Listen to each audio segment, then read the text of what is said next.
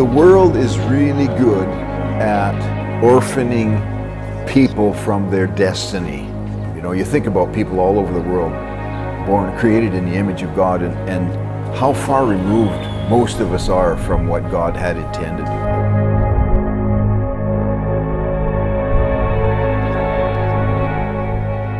We're looking into the future, our fourth level of responsibility as believers, where there are people sitting and waiting, and I like to think of it as there's a person in a dark corner somewhere in some country that we haven't been to, that the gospel hasn't gone to yet.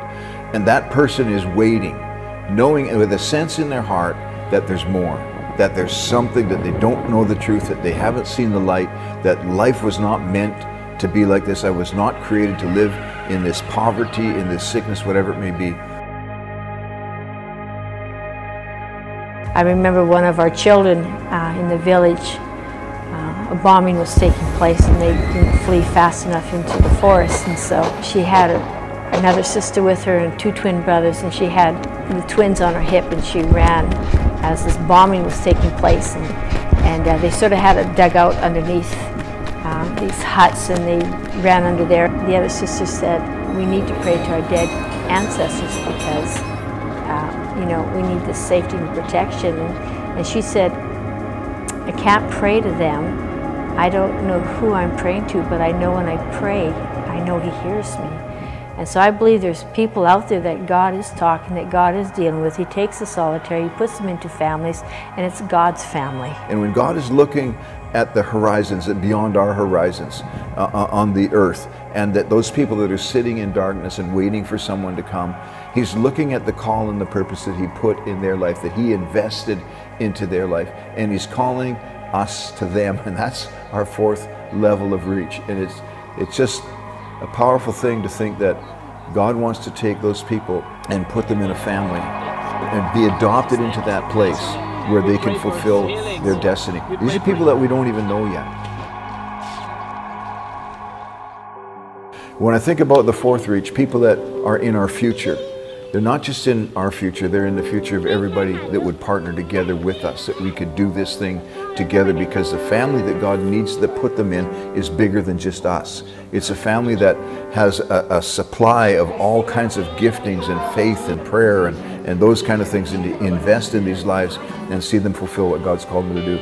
I love the picture, and this is the one thing that we do. And I would say this is the only thing that we do. When we look at everything that God has used us for, the only thing that we do is identify these people that have a God-given call in their life, that are sitting in a place where there's no way they can fulfill it. And God brings them into an adoption with us, where they connect with us as family, where we can really raise them up and help them identify and fulfill the call of God on their lives. And that's really what we do. People that have no other way of doing it, other way of getting there, that we can raise them up to become powerful leaders. People like our redheads, people like our black ants, people like, you know, the El Shaddai home, people like all the guys in the Bible college, and people ministering across the nations.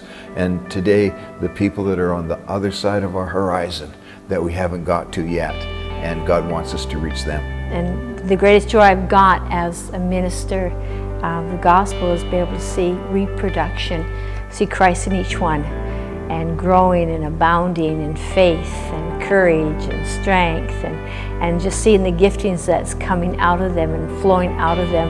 That's my greatest joy, just seeing Christ in them, the hope of glory, and them themselves turn around and raising children themselves, whether it's natural or whether it's spiritual. So there's a big world out there, and sometimes I feel like we've just begun.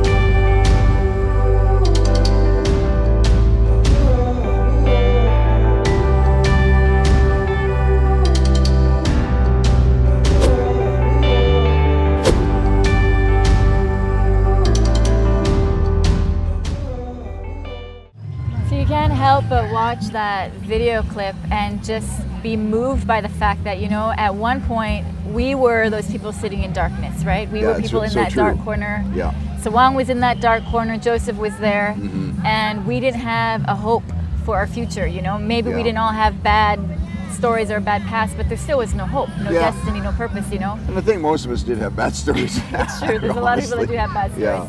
But here we are today, living and fulfilling our dream and our destiny, and there's no other place that I'd rather be on planet Earth, you know, and I can't imagine being that person that's still stuck in that place. And so today we're talking about what is it that we do. We make leaders, and today this is our fourth reach, which are those that are beyond where we see right now, those that are around us. And it's an amazing reach, because it doesn't matter at what level of the ladder you are in your ministry or whatever, every one of us has that opportunity to reach out to that fourth level. Absolutely. There's friends, there's neighbors, there's people in our community, people where we work, people that are around us that don't know Jesus, and they need to know that they have a purpose and a destiny that's connected in who God is. So we're talking about stories that actually haven't even happened yet, really. And because every person has a potential story. And I tend to think of it, you know, I mean, we get up in the morning and I say from our threshold of our door, we're looking at 4 billion people. And across the nations that there's so many potential untold stories. We're talking about billions of people. And our job and our commission from Jesus is to go and to make disciples, to make leaders of all these nations, and bring those stories out and connect those stories with heaven, really. And this story, though, today when we're talking about the fourth reach, it's really about you. Because when we talk and go back and look at it, the first reach, the first, you know, our own family, second reach, the kids that we adopted, that required a whole lot of partners, people to come together that could see the vision together as Canadians and say, you know, God has called us, with given us a destiny as a nation to go and do something on the other side of the world.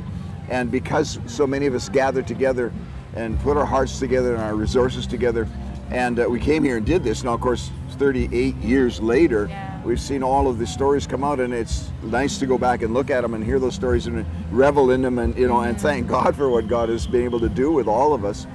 But when we're looking into the fourth reach, we're looking at relaunching that whole idea of a faith venture into somewhere we've never been before, to reach people that have never been reached before, that we believe that they're sitting there and they're waiting.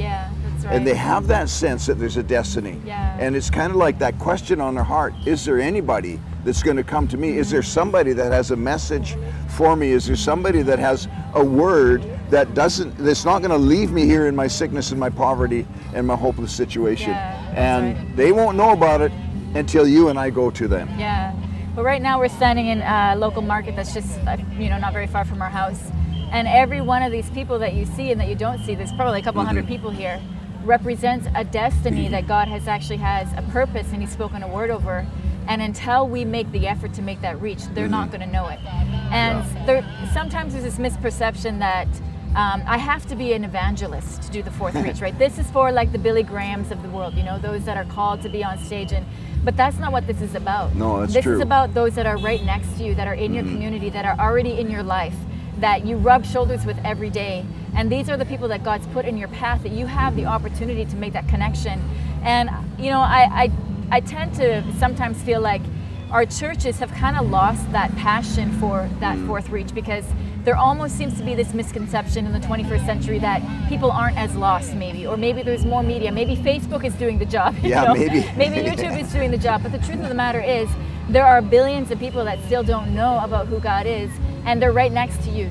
And the great thing about the fourth reach is, anybody who engages in it engages in releasing people into their purpose, and when you do that, it actually releases you into yours. That's so true. It's so tied together. We're not going to reach our destiny until we do the thing that Jesus called us to do for the people that He called us to do it for. And it doesn't matter how big you grow in your leadership or in your ministry, this reach is available for everyone at every level.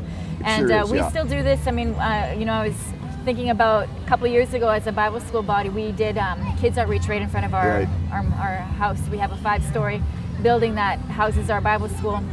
And every Sunday, we would have the kids in the neighborhood come, and the maximum amount of kids we had, I think, other than parties, were like 200 kids or whatever at a time. And it's been over 2 years since we've done that. And even just the other day, I ran into a group of kids, there were 4 of them, and they saw me and they're like, "Teacher, you know, where you guys have been, and we really want to hang out with you again." And they were part of the little worship team that we were mentoring. These kids aren't saved, but we're teaching them how to lead worship, you know. And they said, "You know, we really, really miss it. Can we hang out with you?" And so this Saturday, I have a date at 10 a.m. with these 4 kids, and they're going to come over and we're going to keep mentoring them, because there's people that are all around us that are looking to you for leadership. Yeah, and so that's right. The main character of this story is you. You know, our first reach, the main character was me and my near-death experience. The second reach was about adoption. My brother Sawang was the main character of that story. The third reach was Joseph, those that tie themselves to the ministry, those that disciple themselves to us. And then the fourth reach, the character of the story, is you. And it doesn't matter where you are on planet Earth, you can connect to us today, because it is the 21st century. That's right. Thank God for that, yes. you know?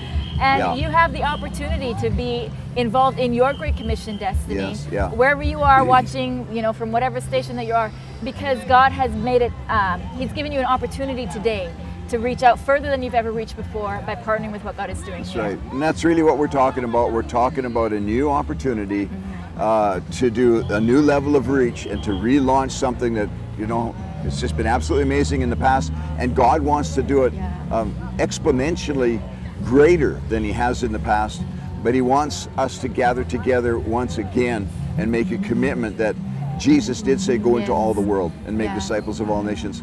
And so this is really simple. You can go to our website, victoryasia.com, and there's a page on there on how to partner. We're not looking for sponsors or for financial supporters or anything. We're looking for people that'll partner together, because it's about the heart and the faith that we invest together. We all invest our finances, we all invest our prayer, we all invest everything that we have.